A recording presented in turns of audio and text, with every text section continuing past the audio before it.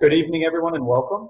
Welcome to the Q&A live stream for Great Hearts Prairie View, the newest tuition-free classical academy in the Great Hearts Network, opening here in North Texas in the fall of 2022. My name is Dave LaPointe, and I am the Director of Campus Operations here at the Prairie View campus.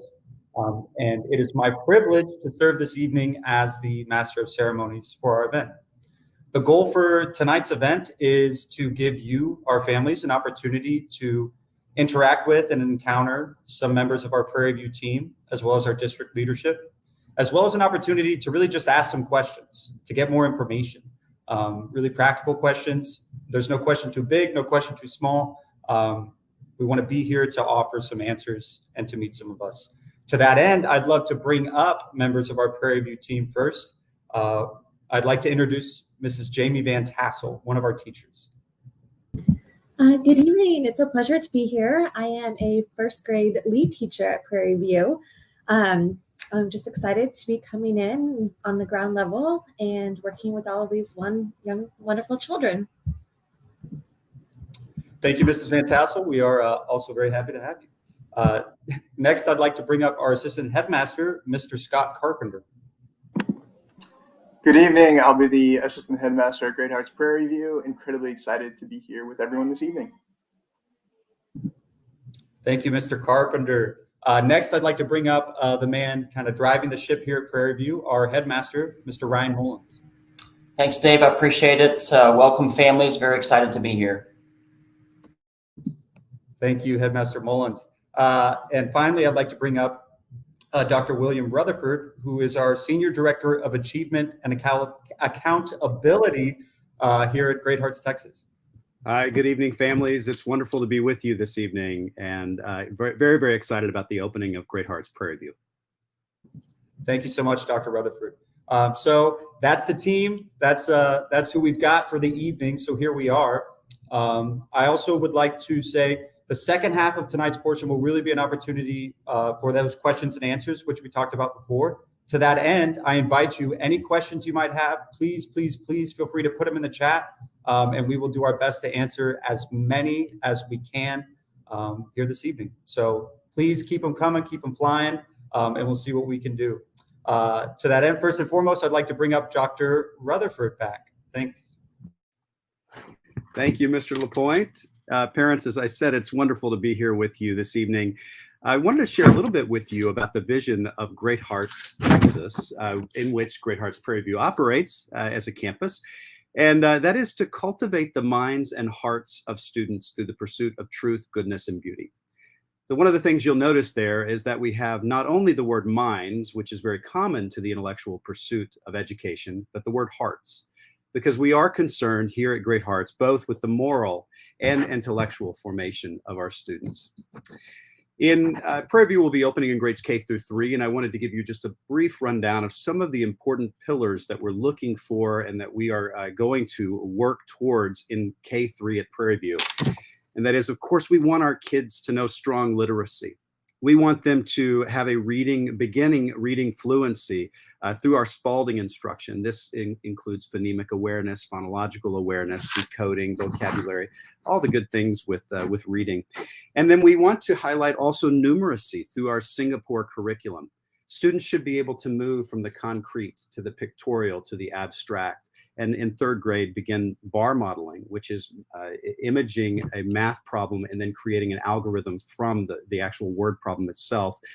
And that, of course, in Prairie View's 2nd year, will go into K8, and students from there, of course, will move up into higher levels of reading fluency and higher levels of abstract math, ultimately in 8th grade in Algebra 1. But you'll notice that's the mind part of things, and I want to talk to you a little bit about the heart part of things too. And that is one of the things we're looking to do in our K3 grammar phase of the classical trivium education is to develop children's sentiments about beauty and aesthetics. We want to show them beautiful art in the hallways. We want them to sing beautiful songs, to recite beautiful poetry, to observe nature and the order of nature. We want them to begin to love those kinds of things. The literature that we feed them is really lovely literature, wonderful stories, deep stories, even for a K3 level, that allow students to explore the nature of relationships and the moral imagination, beginning to develop their ideas about how to interact with other human persons. Stories like The Velveteen Rabbit, Frog and Toad, Pinocchio, Charlotte's Web. These are all great stories. And we want to develop their historical imagination as well. We want to give a framework for our kids to begin learning about the ancient Mediterranean river valley civilizations and the Vikings and other great cultures and great moments of world history, but also American history. And I do want to say just a little story about my daughter. She was in kindergarten last year. She'll be at 1st grade in a Great Hearts school this next year. And she came home one day and said, "Daddy, Daddy." And she was clearly so excited. And she came and hugged me, and she stepped away and popped me right in the stomach. And I thought, what is going on? But honestly, we don't teach our kids to be aggressive. She was just so thrilled and excited about something. And I asked her, what are you happy about? What are you excited about? She goes, "We have an art show. We're going to go to an art show at our school." And we went to the art show, and on display were beautiful still lifes of kids from K through grade 6. And what was amazing about this experience is, of course, we went to look at her art and the drawing, but she immediately said, "Oh, and over here is Zoletta's, and over here is Max's." And she began to show us the paintings of her friends, and this just reiterated for me that she's learning the right things in kindergarten. She's learning to love the right things. And I think that's beautiful. Lastly, I'll end with a story about ninth grade. Because next year, Prairie View will be moving in next year K3, but the year after that K8, and eventually we'll go all the way to K12. And I just have a story from a prior school I was headmaster at, Great Hearts Monte Vista. We took our ninth graders on a field trip to the San Antonio Symphony Orchestra, and they heard a wonderful rehearsal. At the end of the field trip, alongside other schools and field trips from other schools there, we had a chance to have a Q&A with Sebastian Lang Lessing, the director of the San Antonio Symphony Orchestra. Later on, Mr. Lessing called our school and said, your kids had amazing stories, or just amazing questions. And he wanted to come talk to our kids particularly, because he was so impressed with how they had behaved themselves and how the questions that they had asked. That's the kind of trajectory we want to see in our academies. And that's what we believe that you would be coming into. And we do invite you in to attend Great Hearts Prairie View. Thank you very much. Dr. Rutherford, thank you so much for offering those words. I think it's always great as we talk about what we're doing here at Prairie View specifically to get that picture of kind of the larger goal of who we are and why we do what we do. So thank you so much. I see we have a comment from Latoya Martin, who's watching from Hazlitt. Latoya, welcome. Hazlitt's a great place. I like that Mr. Jim's Pizza right there on Main Drive. From here, so going from the macro, we'd like to move to the micro. To that end, I'd like to bring up Headmaster Mullins, who's going to talk about really what it looks like to be a Prairie View student. Great. Thanks, Dave. I appreciate it. And parents, I just want to give a short narrative. Really, as you and your scholar are driving up to the Prairie View campus, you'll see the order and beauty of the cosmos. It'll be immediately seen. You'll be able to observe it. Parents will see it in the form of beautiful trees, landscaping. You'll notice a well-kept physical environment. And basically, this external, this beautiful physical, ordered, beautiful environment is really ushering the student into this idea of education as a garden of delight.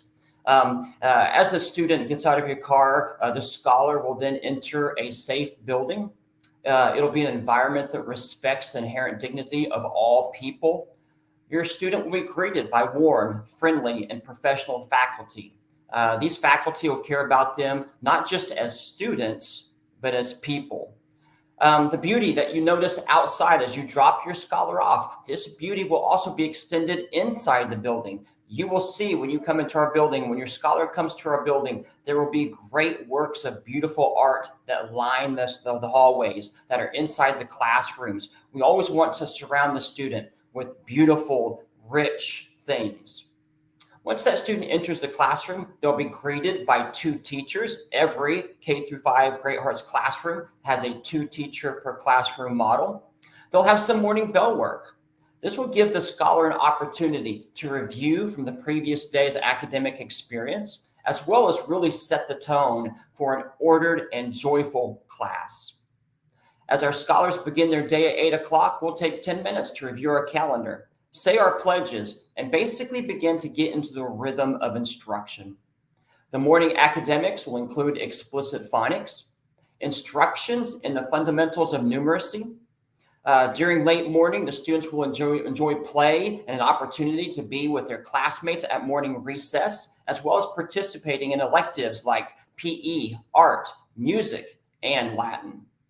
As studies continue after work, after lunch, there will be a second recess. Scholars will experience great literature, poetry, as well as work in the natural sciences. These work in the natural sciences is designed to foster awe and wonder of the cosmos. They'll finish up their day in the study of the history of humanity. All this will occur before, of course, dismissal, which occurs at 3:35. This rich and robust curriculum focuses on the best of what has been thought and said, giving students this rich cream in which to participate in. It's a curriculum which is intentionally designed to support parents in cultivating young people that demonstrate virtue, wisdom, and eloquence. This is a beautiful picture of in the day of a life of a kindergartner as a parent drives our entire campus up until when the student departs. Thank you. Thank you, Headmaster Mullins, for kind of grounding us in the daily life here at Prairie View. Wonderful, wonderful. So we've had several questions start to come in, and I'd love to just start getting them going here. First question, we had a great one came in that said, what languages do you take at Great Hearts Prairie View? Why don't we hand that off to Mr. Mullins? We'll bring you back, and perhaps you can speak to our languages here at campus. Yes, excellent. Thank you. It's a great question. So as a classical academy, we have a strong belief in the value of the classical languages. And so we start Latin in kindergarten, and we will take Latin from kindergarten all the way through 9th grade. The beautiful thing about Latin, it does many, many things for a student, but I always kind of hit 2 high points. One, which is more of a lofty goal, and one which is kind of a little more utilitarian. The first and most important reason why we teach Latin is for students to begin and to be able to actually read Latin itself. This gives them a gateway entrance into some of the greatest literature that has ever been written in its original language. That's always my favorite reason for why we teach Latin here at the Prairie View campus. We also, of course, want to make sure that we mention, the statistics out there that mention the fact that students that take Latin and Greek tend to have higher test results, whether it's ACT, PSAT, things like that. So those are 2 really good examples of why we start with Latin. It's just a great entrance into language. Thanks, Dave. Thank you. Yeah, I know, speaking personally, having Latin starting from kinder would have made my life in graduate school a whole lot easier, and might have boosted my GPA a little bit further down the road. Yeah, thank you for that. Another question we just had come in: what are your core classes? Why don't we? Maybe our assistant headmaster, Mr. Scott Carpenter. Do you mind speaking to that? Thanks, Mr. LaPointe. And core classes, not core workouts like abdominals, but core classes? I think core classes. Okay, got it. Typically in traditional ISD schools, you'll have, what they call ELA, or English Language Arts. What we do for all of our students, kindergarten through 3rd grade, is what's called Spalding Phonics. Spalding is not only research-based, it also comes incredibly recommended by those who have been in the classroom. There's a special education teacher I worked with who said for 30 years, I wasn't able to get any students interested in learning how to read until I was able to be trained in Spalding Phonics. And it is incredibly effective for those who have had brain injuries, who struggle with dyslexia, but it also is effective for every single child as well. For math, as has been mentioned a few times, we have a program called Singapore Math. It has come with research over the years of what does math mastery look like, what does it sound like, and how can students be successful in mathematics long term. And all this research was done in Singapore. As Dr. Rutherford mentioned, we start with the concrete, including bar models, but our students will be ready for Calculus 2 before they graduate high school because of the foundation we're building kindergarten through 3rd grade. We also will have core knowledge for sciences and for history. So those who know of E.D. Hirsch will use many of those tenets that have been time tested and really studying those great thinkers, those great philosophers over the history of the Western tradition. Awesome. Thank you so much for sharing that. That's truly wonderful. Sometimes it's difficult. We hear things like, beautiful. We hear things like good. We hear things like it's the best. What I can say is what's true in my experience of our network and what's true of our campus is that we've taken the time to really establish and develop the curriculum over the course of, I think, the last 20 years. Great Hearts has been in kind of in action, as it were. And so we're the fruit of a truly fantastic kind of curriculum. So, yeah. Thanks, Mr. Carpenter. Yes, let's see what we got next. Okay. So we have a question that just came in about classroom structure. I figure, why don't we bring up Mrs. Van Tassel? Mrs. Van Tassel, who's coming to us from another Great Hearts campus here in North Texas, our Lakeside campus in Southwest Fort Worth. Could you perhaps speak to, what does it look like in the classroom? Yeah, it's such a wonderful experience working from an ISD and then moving into classical education. We have this special gift that we give to students where there's 2 teachers in every classroom, and this is to ensure that our scholars are not only getting the individualized attention that is needed, but as we're driving instruction, our apprentice teacher is able to move around and help with anything from penmanship to guiding ideas and group discussions.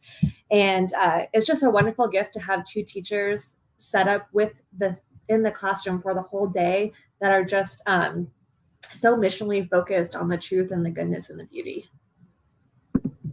Awesome. Thank you for sharing that. So yeah, you said 2 teachers in every classroom. Yep. Which gets us to about a 15-to-1 student-to-teacher ratio. Yeah. I'm sure you're very thankful to have 2 in the classroom. Yes. Yes, absolutely. I wouldn't go back to any other system. Absolutely. I know I've subbed some kinder classrooms in my day, and we did not have 2 teachers. So I can imagine it's a fantastic gift to have that. So thank you. Something you kind of said, which was highlighting classical education as opposed to the ISD. I think that's a fantastic question that we could kind of flesh out a little bit.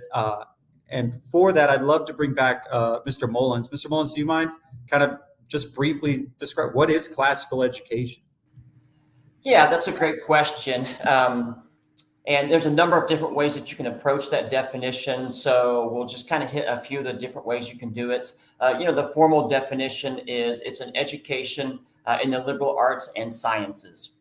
Now, even that needs a little bit of unpacking. So I'll kind of go to 2 different ways. First of all, there's always the question of what is the liberal arts? There are 7 liberal arts within the tradition. The liberal arts basically entailed mastery of language and mastery of number. It also referenced the ability to create with language and the ability to create with number. And so the liberal arts allowed an individual, it served as giving them the foundation where they can create in language and number. It was also considered liberal arts. Liberal, of course, does not mean our current polarized political system. In the tradition, liberal meant an education necessary to cultivate a free-thinking human being. Liberty, coming from the root libertas. The other direction I kind of like to go is, which is very, very important for us, is to think about what is the ultimate, what's the impetus for what an education is supposed to be about. And this is where classical education really separates itself.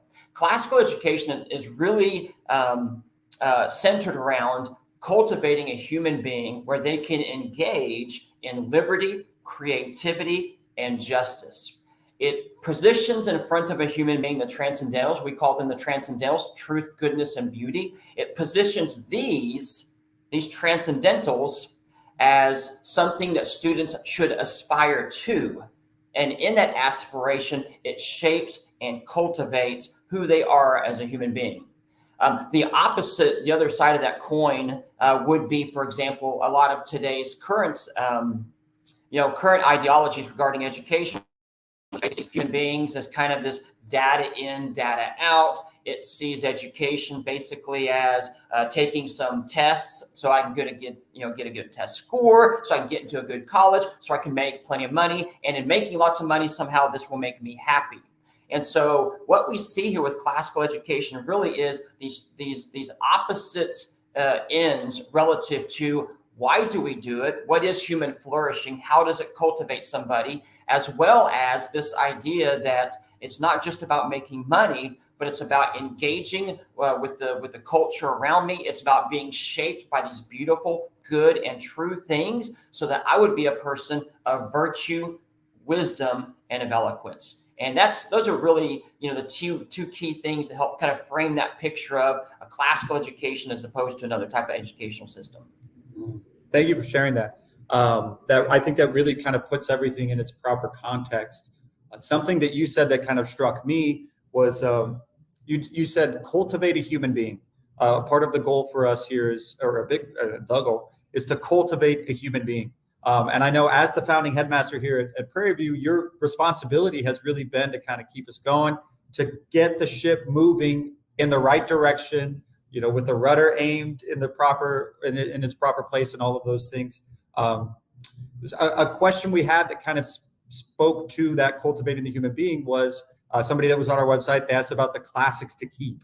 They said, what are the classics to keep? Could you perhaps speak to what those are? Yeah, good. Thank you for that great question.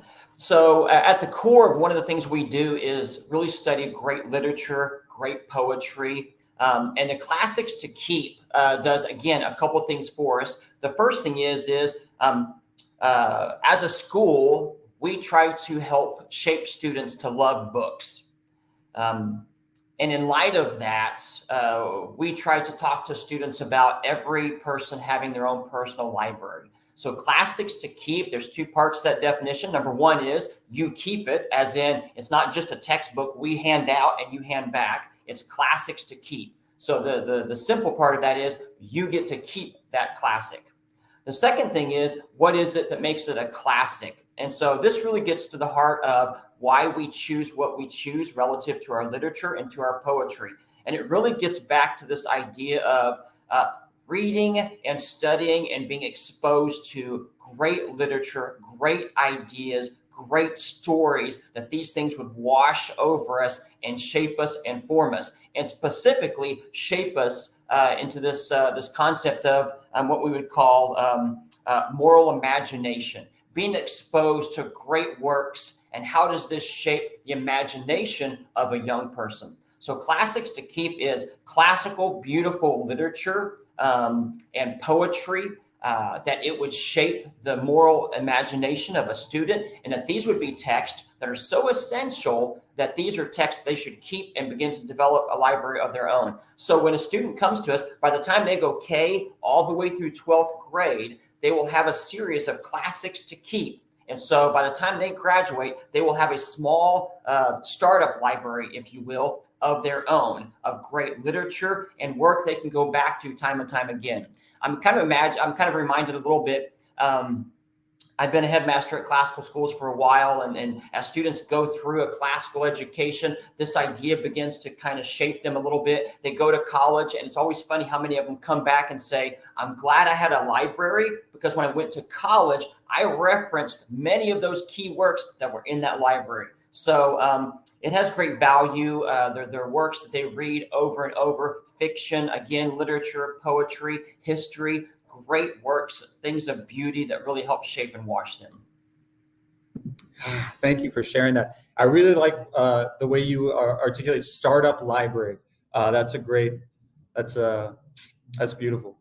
And I will say too, on a personal note, so I started undergrad at the University of Dallas, and I like to joke with our families as they walk in to our campus that if you observe the last 2 years of the classics to keep here at Great Hearts Prairie View, you will have observed the first 2 years of our literature core curriculum at the University of Dallas. Not saying anything about UD, it's a great school. I'm very happy to have gone. However, that does exist. So we have to name that. So thanks, Mr. Mullins. Another question that we've gotten a couple times really has been on a question about safety. We live in such a world that questions about safety have to be addressed. And so I would like, I think, to bring up Mr. Carpenter, who could speak to kind of our safety efforts, our sensitivities here at our campus. So, Mr. Carpenter. Yeah, thanks so much, Mr. LaPointe. As you mentioned, we live in a world where we can't ignore what's happened in our society, and neither do we ever aim to or intend to. One of the things that I always like to lead with is my own children will be in school at Great Hearts Prairie View. So not only do I get to think about safety from a level of every single one of our students, I will treat as my own children, but my own children will be at the school. I've had the great fortune and honor of working at a number of different public schools here in Texas, as well as Colorado and Louisiana. Typically, I have been the school safety administrator. So a few things to really highlight that both make myself and my wife feel much more at ease with our plan at Prairie View. Number one is all of our exterior doors for our campus will be locked at all times. Every single one of our teachers has been told that, I can't count how many times, because all of our doors will remain locked. We'll make sure that at no time will any of those doors be propped open. We're very, very intentional on that. In addition to that, all of our administrative team has been trained with behavioral threat assessment. I've participated in different trainings, both from Texas State, along with our Great Hearts Network, as well as an additional point. Mr. Mullins has us also. We also, in order to be the most prepared, our teachers have already started to drill on school safety. We make them get up, and we interact with them in a way that, if this was real, this is how we're going to do this. And so that way, if anything were to happen in the future, not only have we practiced, but we've practiced in a very real way to make sure that these systems and procedures not only are in place, but that they work. Because ultimately, it's one thing to have a plan, but it's another thing to practice and have those repetitions to make sure all students are safe. Really, what it comes down to is, like I said earlier, my own children are going to be at the school. But really, we do everything that we do at our school because we care and love about every single child. We firmly believe that every single one of our students has a measurable value and incalculable worth. And so all of our systems and procedures are planned in such an intentional way to ensure that each one of our scholars is safe at every moment of the school day. We also have, a check-in process where every single visitor to the school will have to check in. They'll have to have an ID. If you've been to other public schools, very similar to that process, where it's a soft background check, ensuring that there will never at any time be visitors that are unknown on our campus, and we will be hyper vigilant to ensure the safety of your students. Yeah, thank you for sharing that, Mr. Carpenter.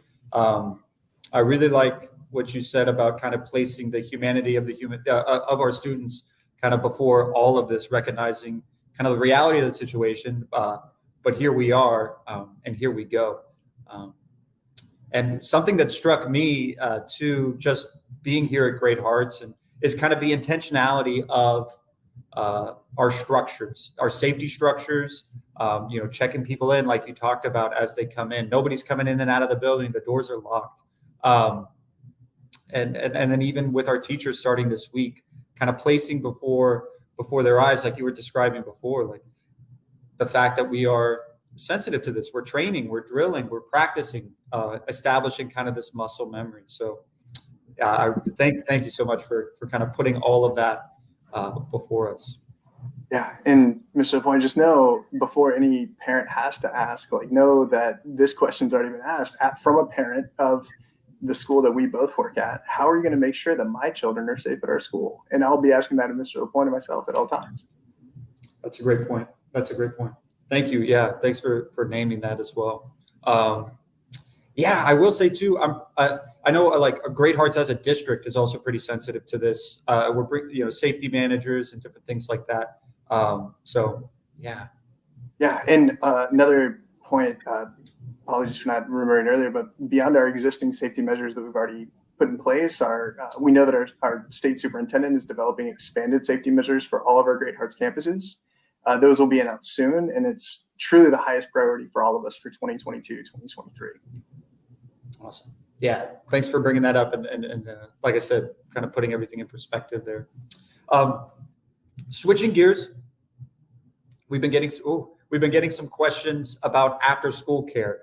And I don't think this would be nice, because I don't think we've really talked about pickup time, drop off time, after school care, all of those things. So I'd love to bring up Mrs. Van Tassel to give a teacher's perspective, can maybe speak to our after school care program. Yeah, absolutely. So I can speak as a teacher, but also as a parent. I have to say that the Athenaeum, which is our after school program at Great Hearts, is absolutely amazing. The kids foster this community, and I know from personal experience, having kids, if they're not in that program, they're always wishing that they could be in this program. It really is an extension of the classroom. We we dive into exploring nature. We are building and fostering relationships. We are always asking, why does this world work this way? Why is this bug living in this type of environment? It's just a great after school community where they can explore and question and run around. And also, I have to say, as the parent, the part I enjoy the most is it comes at an amazing, wonderful cost. So yeah. Awesome. Thank you for sharing that.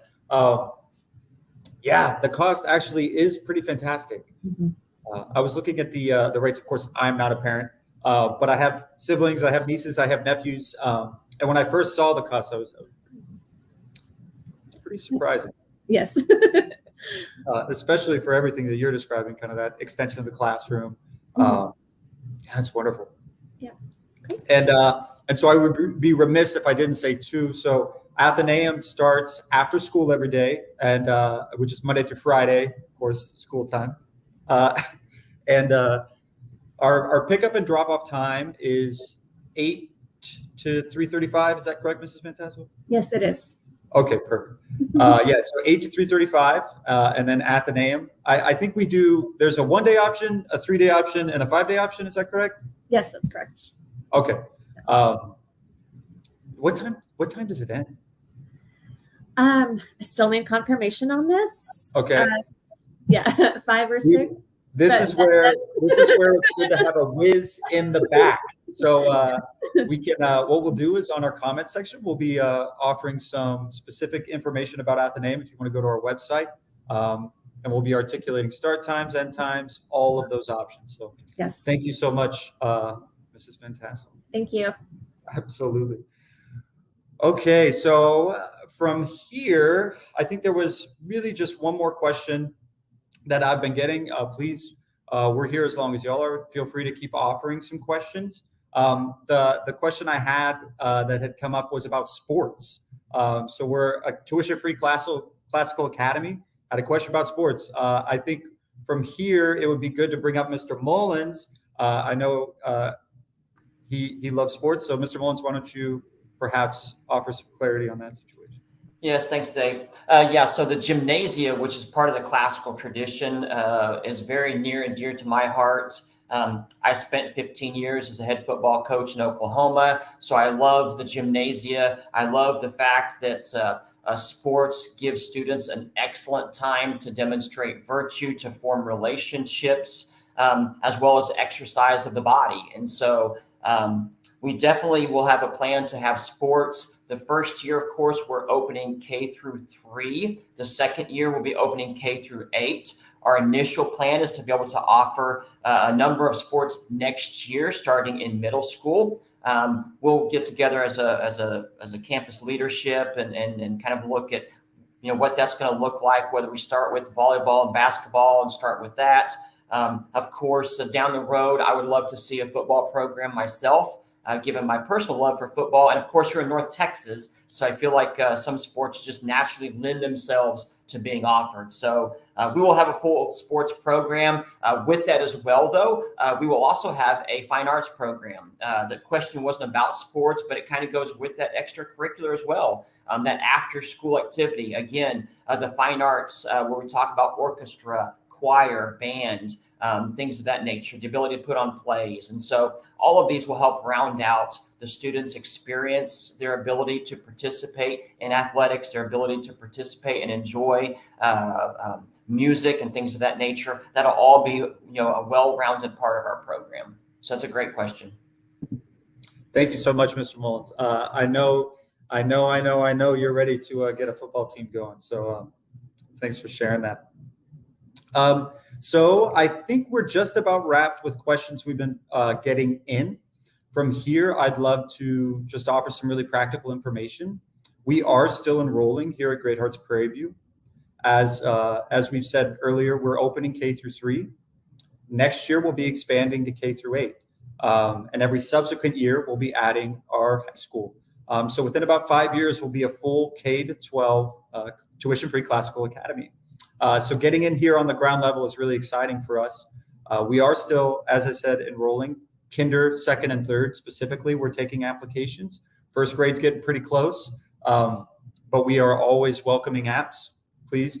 And if you are interested in applying or looking for further information, we have our website listed in the comments section. We also have kind of general answers for enrollment and different things like that. We are always welcome for visits here on campus as well. We're located at 1750 Roof Snow Drive here in Keller, Texas, 76248. That's 1750 Roof Snow Drive. We have a phone as well. You're always welcome to call 817-259-0738. 817-259-0738. On a personal note, I just want to thank everybody for tuning in. We've been working for a long time here to kind of keep building this campus, and it's really exciting as we get closer and closer. I always say we're not much of a school without students and without families. So I really appreciate the opportunity to get to kind of drive the ship tonight to speak with all of you. So to that end, I would love to kind of outro us with a video. This video kind of speaks to who we are as a Great Hearts community and who we will be as a Great Hearts Prairie View campus. So thank you.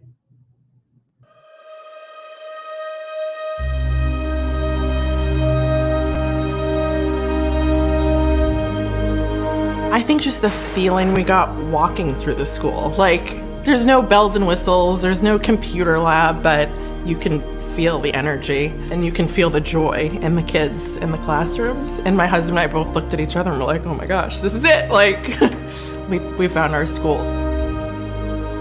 Our kids were actually attending a public school, elementary school down the street. We were looking for a more challenging environment for our kids. We didn't know what we were getting into. But literally within the first semester, we were all in. As a public school educator for so many years, I was a never charter person. And I realize now in hindsight that I had been fed a lot of propaganda about charter schools. And when I started actually researching it, I learned, oh, it's really what is best for the education of each child. At Great Hearts, we love to form the hearts and minds of students through the pursuit of the true, the good, and the beautiful. Our students are going to read great books, from Frog and Toad in first grade to the Brothers Karamazov in their senior year. We took a look at that book list and we were sold. One thing that we had found in our public school experience is that we were constantly monitoring what our children were being assigned to read. And we really loved the book list at Great Hearts because we knew we were confident that they were being presented with material that was incredibly rich and would really trigger their imaginations and their love of learning. The distinction of Great Hearts, as we saw it at that point, was that it would have the diversity that private schools didn't have, but then also an excellence in curriculum that typically one would not find in a public school. Our aim is to raise up virtuous young men and women who have a sense of purpose and vision, who are endowed with a sense of destiny that's been shaped by the great conversation, and who are equipped to live it out. Great Hearts does an incredible job of uniting and marrying the intellectual formation with moral formation. One of the great things about Great Hearts is that it appeals, instead of what is most base in our human nature, it appeals to what is the highest. For me, education isn't just about what you're learning in class, that academic-wise. It's the building and forming of character. They're going to study and pursue those ennobling and lasting things with teachers who are intellectually, morally, and aesthetically alive. The teachers at Great Hearts set an exemplary example. They go above and beyond in also demonstrating these virtues in their own lives. There's so much to love about Great Hearts, but it all starts in the classroom. What I love about teaching is being in the classroom with my students. This is a classical education, and for generations it's only been available at elite private schools. But we seek to make it available to all families, at least to all families who are willing to go on the journey with us. One thing that we were pleasantly surprised with actually when we got to Great Hearts is that not only is the curriculum itself unifying in that it all coheres, but it also is unifying in that it brings diverse students from different socioeconomic backgrounds, different cultures, and it unifies them through the pursuit of truth and through the reading of excellent material. All the riches of the liberal arts, those which set their soul free, these are their rightful inheritance, their intellectual inheritance, and we endeavor to give them their initial possession of it. I was initially drawn to STEM type schools because I thought I love science and technology and engineering and math. What I found out is that most of those schools really aren't STEM. What they are is giving kids a screen, which I don't think the science shows help them learn very well.